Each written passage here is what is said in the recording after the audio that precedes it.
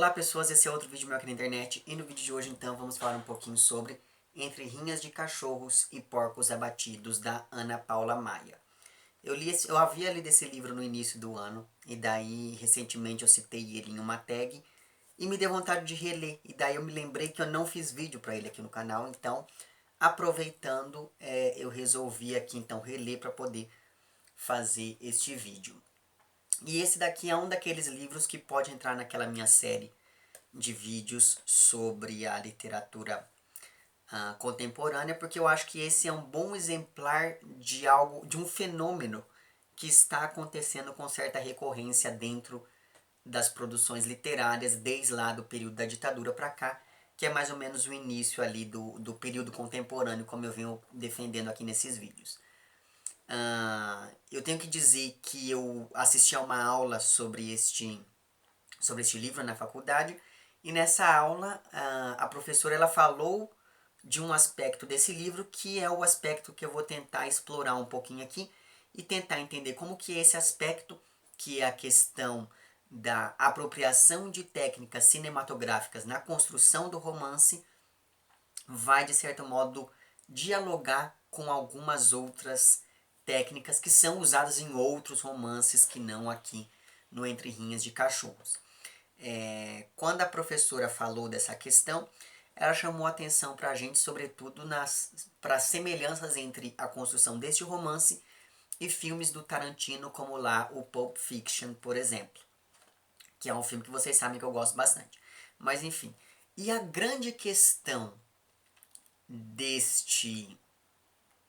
semelhança não é a questão da violência, que é algo que poderia vir à nossa cabeça primeiro, porque sim, este daqui é um livro extremamente violento. Então, se você não gosta, e extremamente nojento em várias partes, então se você é uma pessoa meio sensível, eu sugeriria que você fosse com calma quando você fosse ler este livro.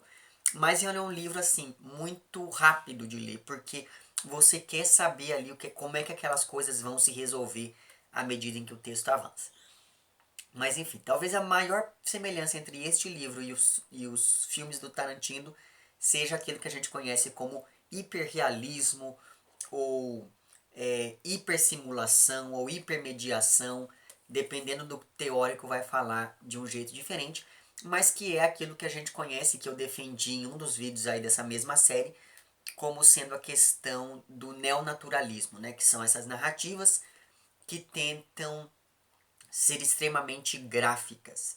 E esse grafismo se dá por conta da minúcia no detalhe, e geralmente essas narrativas elas são focadas em questões como a violência urbana e coisas nesse sentido. Pensando nisso então, eu me lembrei que no meu vídeo de introdução à questão da playlist lá da ditadura militar, eu comentei um pouquinho com vocês que um dos principais elementos de propagação da ideia militar foi vinculado pela televisão. Não é à toa que, por exemplo, a Rede Globo ela é o que ela é hoje por conta lá deste período sombrio da nossa história. E eu só estou dando um exemplo aqui, isento de qualquer, enfim, apologia ou coisa que o valha. Mas o que eu estou querendo dizer é que, ao mesmo tempo em que a gente tem... Por que eu estou defendendo que é durante o período da ditadura militar que se inicia a questão da literatura contemporânea? Porque é durante a ditadura militar que a gente vai entrar de fato na questão da cultura da imagem, como eu disse lá naquele meu vídeo. E essa questão da cultura, esse predomínio da imagem e do olhar é algo muito importante para elaborar ficcionalmente essa literatura que vem vindo sendo produzida desde então. Por quê? Porque esse é um olhar extremamente descritivo. É um olhar que visa, esse olhar aqui, que é o olhar que eu estou dizendo do narrador, ele é um olhar extremamente descritivo. É um olhar que visa observar, é um olhar sobre a experiência alheia. E isso é motivado sobretudo por conta da questão da cultura da imagem, que começou com força aqui no Brasil durante o período da ditadura. E quais as consequências dessa questão toda da cultura da imagem quando a gente pensa dentro aqui da literatura? a gente tem uma pausa nos romances, que são romances mais psicológicos, e é por isso, por exemplo, que eu me entusiasmo bastante quando eu li, que eu me entusiasmei bastante quando eu li, por exemplo, O Amarelo, do Mazamboni, ou O Memória da Bananeira, da Isadora Krieger, ou mesmo os textos da Hilda Hilst, porque eles são textos que de certo modo, eles voltam para essa questão psicologizante, digamos assim. Então, essa questão da cultura de imagem, nós temos uma pausa nesses romances psicológicos, nós temos, e principalmente nós temos um apagamento da presença, da figura do narrador. O narrador aqui, em vários dos outros romances contemporâneos que a gente vê, por exemplo, lá os romances do Mutarelli, são um bom exemplo disso. O narrador, ele é como uma câmera, ele não vai comentar nada, ele vai apenas descrever. E essa questão da descrição pura e simples, sem qualquer comentário, é algo muito importante, porque como se fosse uma câmera, esse narrador ele vai, de certo modo, atualizando constantemente uma história que já aconteceu. E daí vem a questão lá que a professora falou da relação deste livro aqui com o cinema, que de certo modo se liga a tudo isso que eu venho falando. Quando você vai a um cinema assistir a um filme, você não está acontecendo algo que está acontecendo, você não está assistindo a algo que está acontecendo ao vivo. Aquela história já aconteceu, aquela história já foi filmada. Só que aí a câmera ela vai e ela atualiza constantemente aquela história de modo que você tem a ilusão de que o seu tempo e o tempo da história são tempos que estão acontecendo simultaneamente. Então, quando a imagem ela é projetada, ela vai acabar, de certo modo, atualizando aquela história. E isso é uma coisa que acontece aqui, sobretudo por conta desse narrador que parece ali o olho de uma câmera. E daí eu vou dar um exemplo disso aqui. Na página 34, que corresponde aqui ao capítulo 2, que se chama Até os cães comem os próprios donos com lágrimas nos olhos, ele diz o seguinte: Edgar Wilson caminha em direção à porta e passa a chave. Gerson tranca-se no banheiro, deixando os dois juntos na sala. Ele parece querer puxar algum tipo de conversa. Marinéia segura seu cachorro e não consegue se mexer. Respira fundo e um soluço desesperado em sua garganta não lhe permite suspender o olhar. Os minutos em que Gerson permanece no banheiro transcorrem densos e silenciosos até serem quebrados pelo som abafado da descarga. Ele sai do banheiro fechando o zíper. Veja, eu não sei se vocês percebem, mas a maioria, assim, 98% dos verbos desse trecho que eu li para vocês aqui estão no presente. Veja, a história ela já aconteceu. Só que ainda assim, esse narrador atualiza essa história com esse olhar extremamente descritivo que ele tem, como se fosse uma câmera. E daí, como eu estava falando para vocês, a questão da semelhança entre este livro aqui e as coisas e os filmes do Tarantino chamam bastante atenção. Porque tanto neste caso quanto no caso do Tarantino, o que a gente tem é uma narrativa que ela é extremamente realista quando a gente pensa naquilo que está sendo descrito e na maneira que está sendo descrito. Só que aí quando você pega bem os filmes do Tarantino, você começa a perceber que aquilo é tão real que jamais poderia acontecer, né? Por exemplo, você pega lá o Kill Bill, né? Em que você tem a noiva, quando ela corta alguém com a espada, jorra sangue até não poder mais, jorra litros e litros de sangue ali espirrando. Veja, aquela ideia toda do sangue é algo que a gente fala, nossa, mas isso é realista demais. Só que não naquela quantidade. Então veja que esse realismo ele é tão exagerado, mas tão exagerado que se torna uma coisa absurda. E nesse sentido, então, aqui na apresentação ao livro, a Ana Paula Maia diz o seguinte: este livro reúne duas novelas literárias compostas de homens bestas que trabalham duro, sobrevivem com muito pouco, esperam o mínimo da vida e em silêncio carregam seus fardos e o dos outros.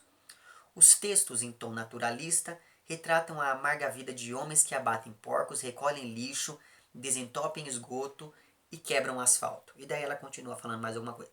Então veja, a própria autora fala que os textos são naturalistas, só que eles são exagerados demais. Então veja que isso daqui é algo que vai enviesar a nossa leitura para um caminho que é possível, mas que não é o único caminho que é apontado aqui, que é indiciado aqui por essas novelas. Então, pensando nessa questão toda da apropriação de técnicas é, cinematográficas, mas não só cinematográficas, na construção do texto, é muito interessante porque, como a própria Ana Paula Maia coloca, que nós temos duas novelas então, em tom naturalista. Né? Nós temos Entre Rinhas de Cachorros e Porcos Abatidos e nós temos O Trabalho Sujo dos Outros. Essa primeira novela que dá título aqui a este livro, a gente pode compará-la a um seriado de televisão, né? Pensando já entrando já na história dessas novelas. Então, primeiro a gente pode olhar para ela como se ela fosse um seriado de televisão. Por quê? Porque tal qual um seriado, nós temos aqui uma narrativa que vai do início ao fim, mas nós temos várias narrativas que funcionam de maneira independente, de modo que você pode ler o capítulo 5, o capítulo 2 e o capítulo 4 sem necessariamente ter lido o capítulo 1 antes. Então, para você assistir a maioria dos seriados que eu conheço, para que você assista o último episódio, muitas vezes não é necessário que você tenha assistido o primeiro.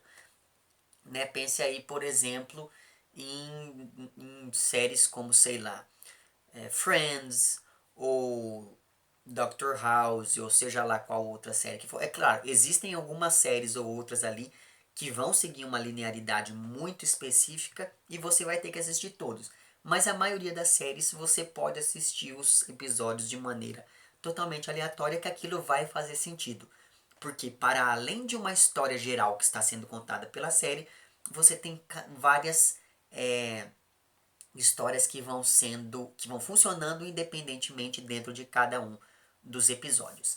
Então, pensando nessa história mais geral, o que nós temos aqui são basicamente três coisas que vão dar uma linearidade aqui na história. Nós temos a amizade entre os dois personagens principais, que são o Edgar Wilson e o Gerson. Nós temos a doença do Gerson. O Gerson ele tem uma doença nos rins, ele tem paralisia crônica dos... não, como é o nome? Insuficiência renal crônica. E essa insuficiência ela vai se agravando à medida em que o texto avança. E você tem a questão da infidelidade da noiva do Edgar Wilson, que de certo modo vai aparecer aqui em vários momentos da história. Então, tirando essas três coisas, todo o resto vai ser extremamente independente, de modo que você vai poder ler esses capítulos sem ser numa ordem muito bem estabelecida. Então a gente fica sabendo logo no início que o Edgar Wilson, ele trabalha em um chiqueiro, ele abate porcos, e o Gerson é ali, além de amigo, é o seu ajudante. E a gente fica sabendo também desde o início que a única distração que essas pessoas têm na vida é apostar em rinhas de cachorro que acontecem às sextas-feiras à noite. Então ele espera a semana inteira para que chegue a sexta-feira, para que ele possa ir nesse lugar meio clandestino ali para poder apostar nos cachorros. Enfim, vocês sabem o que é rinha de cachorro, né? Que é aquela coisa que as pessoas apostam em qual cão vai matar o outro e daí eles deixam os cães brigando ali, enfim, até eles se matarem. Isso é algo que vai ser descrito aqui. Então veja, se você se incomoda com coisas como essa, cuidado na hora de ler esse livro. Mas enfim. E essa única distração se dá pelo fato de que eles moram em um lugar extremamente esquecido. O lugar em que eles moram é tão inacessível e tão esquecível que nem mesmo a polícia não vai lá. Sabe assim, a polícia ela aparece só em último caso e sempre chega atrasada e nunca dá certo de pegar algum criminoso ou coisa do tipo. Então veja que, dadas essas circunstâncias, você tem digamos, a justificativa para que as coisas aconteçam tais quais elas acontecem aqui dentro deste universo criado pela Ana Paula Maia, que não me parece tão distante assim da realidade. Então, desde o início do livro a gente fica sabendo, o Edgar, ele fica sabendo que a noiva dele o trai e o amante da noiva é o irmão do Gerson. E daí o que ele faz? E daí entra a questão da infidelidade.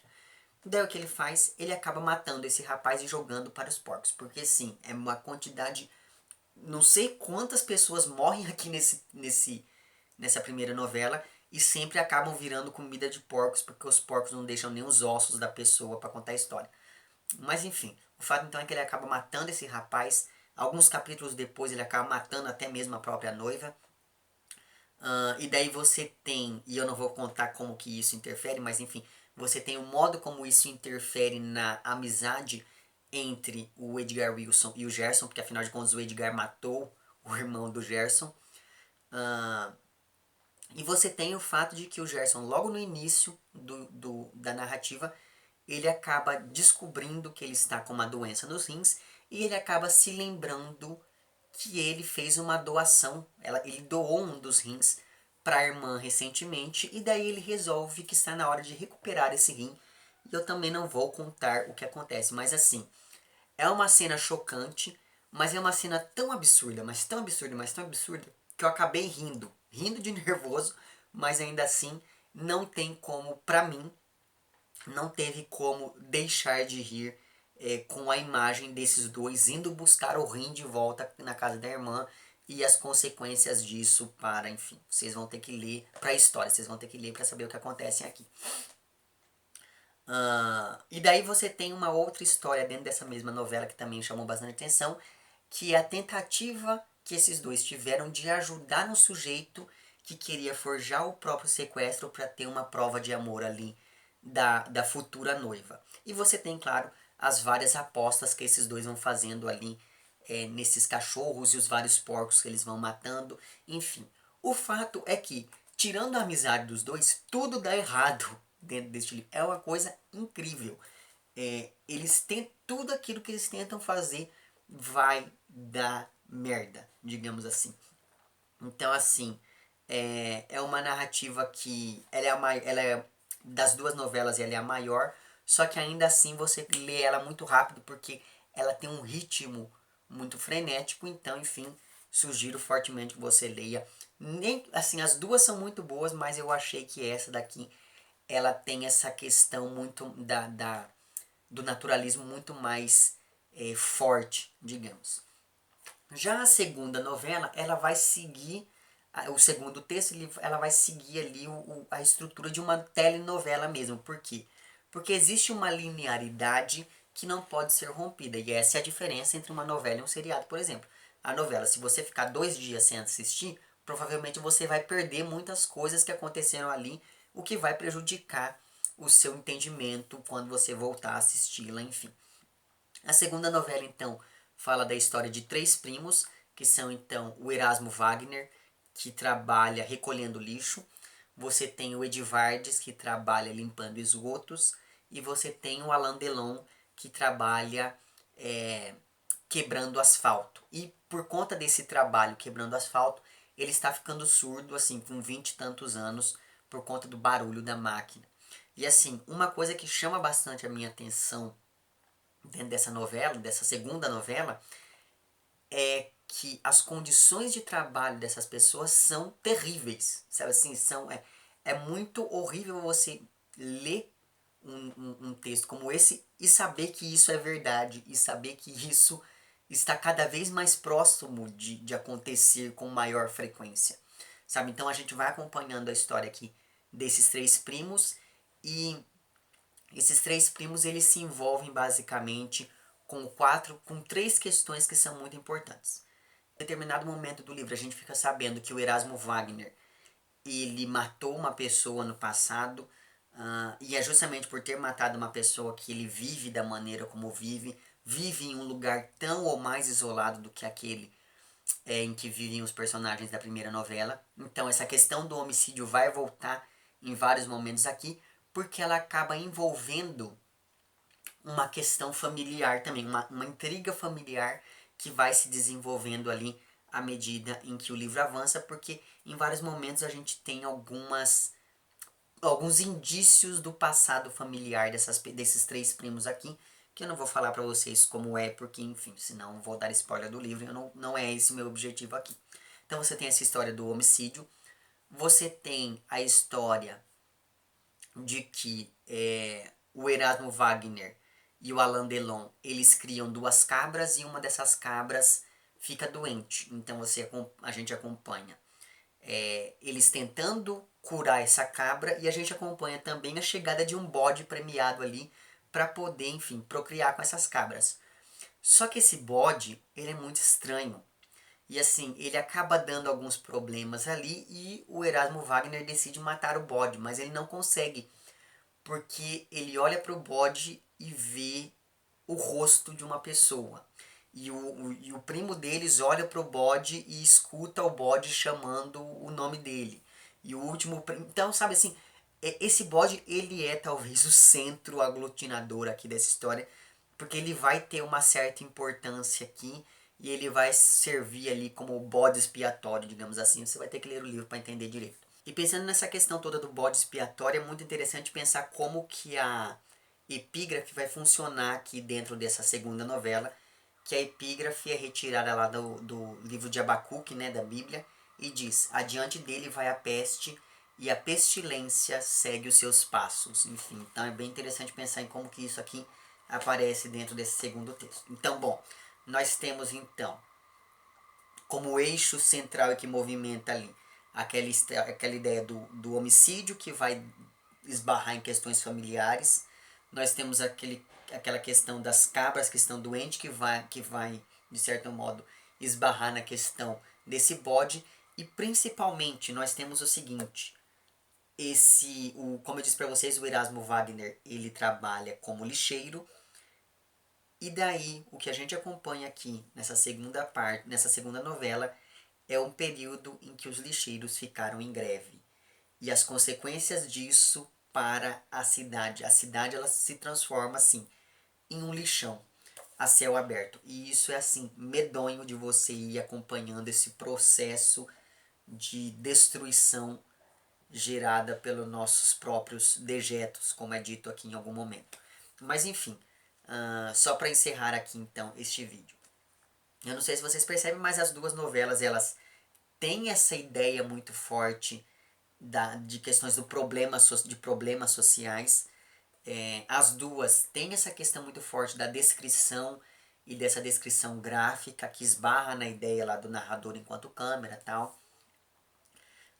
Mas elas ainda assim elas são executadas de maneira um pouco diferente, de modo que as duas elas podem ser lidas de maneira separada, mas elas ganham muito quando a gente lê elas juntas, sobretudo porque há aqui um entrecruzamento dessas duas histórias em vários momentos aqui, enfim, e daí você consegue identificar traços de uma história na outra. Em todo caso, fica aqui então a dica de mais este livro fenomenal. Pretendo ler outras coisas da Ana Paula Maia, porque esta mulher escreve assim muito bem.